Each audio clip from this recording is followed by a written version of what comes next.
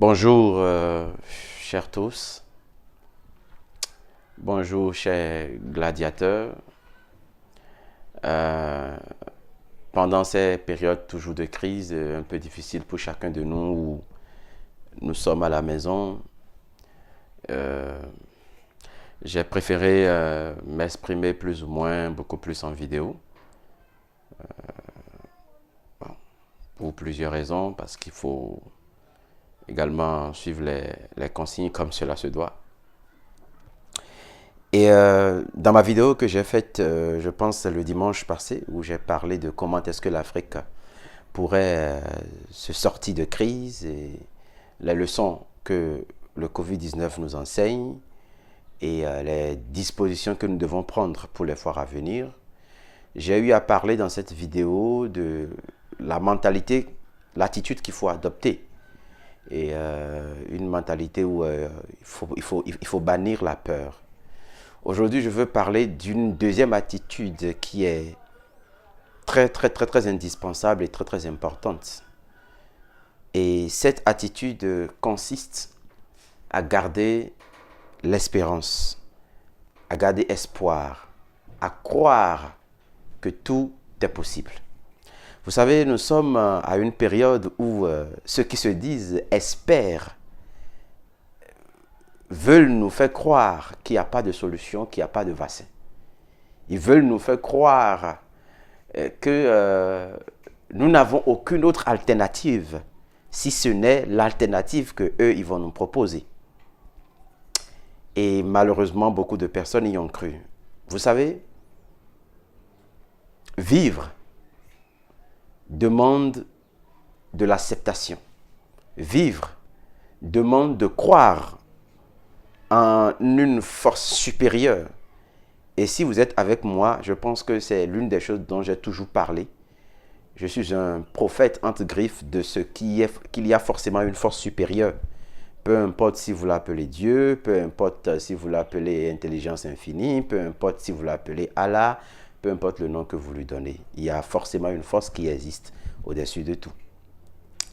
Et cette force, dans sa sagesse, a déjà tout prévu pour nous. Tout ce dont nous aurons besoin est sur terre, est à côté de nous. Nous ne pouvons pas vivre dans une atmosphère où nous avons autant de plantes, autant de ressources et croire qu'il n'y a pas de solution. C'est insulter l'intelligence divine. C'est insulter l'intelligence de Dieu. C'est comme si on disait à Dieu, tu es incapable. On ne peut pas continuer à penser comme ça. 7 milliards de personnes, 8 milliards de personnes sur la planète pensent qu'il n'y a pas de solution. 8 milliards de personnes sur la planète sont convaincus de ce que on ne peut pas avoir une solution. On ne peut pas sortir de crise. C'est criminel.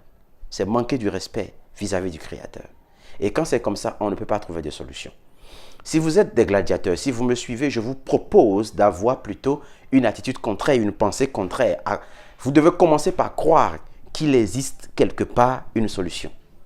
Il n'y a que ceux qui croient qu'il y a la vie qui peuvent rencontrer la vie. Il n'y a que ceux qui croient qu'il y a du bonheur qui peuvent vivre du bonheur. Il n'y a que ceux qui croient qu'il y a de la joie qui peuvent vivre et manifester la joie. Il n'y a que ceux qui croient qu'il y a de la santé, de l'abondance qui peuvent expérimenter l'abondance sur tous les plans. Moi, je crois qu'il y a une solution. Ce n'est pas parce qu'on n'a pas encore trouvé une solution qu'il n'y a pas de solution. La solution existe déjà. Nous devons commencer par nous dire, cette solution est quelque part. Et la bonne attitude que nous devons avoir, c'est que lorsque nous nous levons tous les jours, au lieu d'alimenter, d'encourager la crise, d'alimenter les mauvaises rumeurs, d'alimenter la peur, nous devons alimenter l'espérance. Écoutez-moi, j'ai expliqué dans une de mes chroniques que Dieu a déjà tout fini avec nous. Quand il a créé les animaux, il a juste envoyé les animaux devant l'homme. Il a dit à l'homme de donner les noms. Je n'ai jamais vu un créateur quelque part, au lieu de donner les noms à ce qu'il a lui-même fait ou découvert ou inventé, il va dire à quelqu'un d'autre, c'est à toi de donner les noms. Et la raison, je l'avais expliqué. Dieu ne veut pas vivre, il ne peut pas vivre sur la terre, il n'est pas visible, il est esprit. C'est à l'homme lui-même de déterminer ce avec quoi il veut vivre. C'est à l'homme de donner des noms. Et le nom que l'homme donne à chaque élément, ce nom est chargé d'une certaine force, d'une certaine notion qui fait que l'élément va agir. Par exemple, ce n'est pas Dieu qui a donné le nom coronavirus, c'est l'homme qui a donné le nom coronavirus. D'accord? Dieu n'y est pour rien. Pour Dieu, Corona n'existe même pas. Il existe peut-être un agent microbien qui a peut-être des éléments comme ça, comme ça. Peut-être que Dieu ne l'appelle pas coronavirus. C'est l'homme qui l'a appelé coronavirus. Et j'ai entendu dire quelque part que le mot corona veut dire couronner dans une certaine langue, je ne sais plus. Donc, 8 milliards de personnes se lèvent tous les matins, ils invoquent coronavirus, ils alimentent la peur, ils ont peur du coronavirus comme étant en fait leur détracteur au lieu d'avoir confiance en Dieu. Donc 8 milliards de personnes, au lieu de lever une prière de reconnaissance, d'adoration et d'espérance pour avoir des solutions, dit alors, nous avons couronné une virus au-dessus de nous. Imaginez ce qui se passe. Ce n'est pas Dieu, c'est nous. Donc, si 8 milliards de personnes se lèvent tous les jours et parlent de la peur, parlent de coronavirus, coronavirus va prendre davantage de l'ampleur. Parce que ça devient notre prière. La peur est la plus grande forme de prière. Et elle est très efficace, croyez-moi. Et si par contre, 8 milliards de personnes se lèvent tous les matins et disent, Seigneur, nous avons confiance en toi, nous savons que tu es le maître des temps et des circonstances, nous savons que c'est toi qui as créé toutes choses, nous savons que tout ce dont nous avons besoin existe autour de nous. Par rapport à cette crise, aide-nous, Seigneur, à voir la solution, à trouver la solution. Ouvre nos yeux, ôte le voile pour que nous puissions comprendre. La plante, l'herbe, la substance qui doit pouvoir régler le problème est quelque part. Guide-nous, nous nous remettons à toi et que nous avons une attitude de confiance. Qu'est-ce qui va se passer à votre avis? Tout l'univers, toute la création va s'associer avec nous pour nous aider à trouver une solution. Donc arrêtez de vous plaindre, arrêtez d'avoir peur. S'il y a une chose que le diable a réussi à communiquer aux hommes, c'est d'abord la peur. Or la peur, ça peut conduire au cimetière, la peur, ça peut conduire à l'hôpital, la peur peut avorter la vision, la peur peut arrêter toutes les activités. C'est même ce qui peut se passer actuellement. La peur paralyse. Rejetez la peur, gardez foi, mais ayez surtout l'espérance que nous allons trouver une solution. C'est ce que je vous demande. À partir d'aujourd'hui et les jours à venir, gardez l'espérance que tout est possible. Gardez l'espérance qu'on peut trouver la solution. Gardez l'espérance que nos plantes, gardez l'espérance que nos tisanes, gardez l'espérance qu'il y a une solution quelque part. Arrêtez d'insulter l'intelligence infinie. Arrêtez d'insulter l'intelligence divine. Arrêtez d'insulter le Créateur. Croyez que tout est possible et il va nous montrer la solution. Depuis le début de l'humanité, les hommes ont commencé par faire des découvertes. Toujours, ils ont trouvé des solutions par rapport à chaque maladie, à chaque problème. Et c'est comme ça qu'on avance.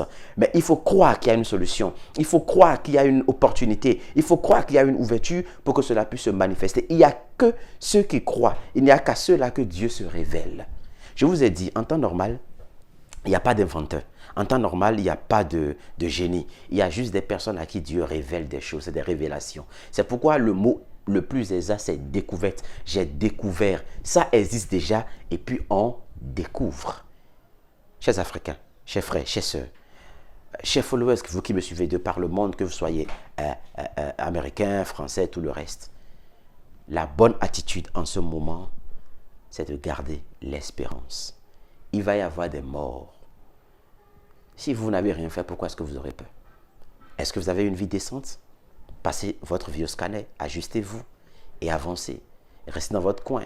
Il y a des personnes qui vont partir, mais il y a des personnes qui vont vivre. La preuve est que dans les pays où ça a été super infecté, il y en a qui vivent encore. Vous aussi, vous pouvez vivre si vous faites le bon choix.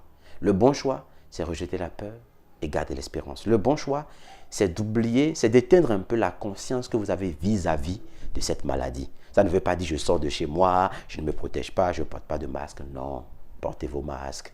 Faites ce qu'il faut faire, mais gardez la bonne attitude. Dieu a fini avec l'humanité. Il n'est pas dans les petits détails comme nous le pensons ici. Non.